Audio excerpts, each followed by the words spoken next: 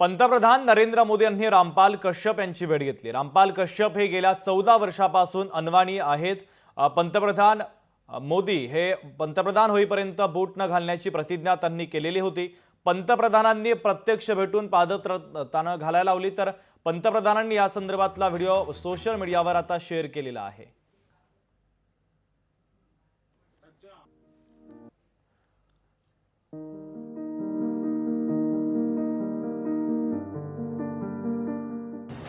आपने ऐसा क्यों कर दिया? अच्छा,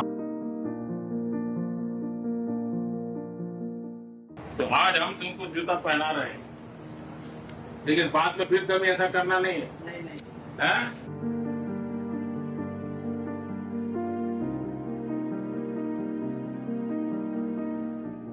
ठीक से आ गया? हाँ।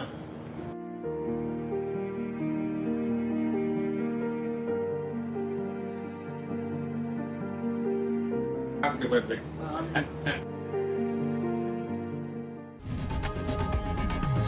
लोकशाही मराठी ऐका, पहा, जागरूक रहा।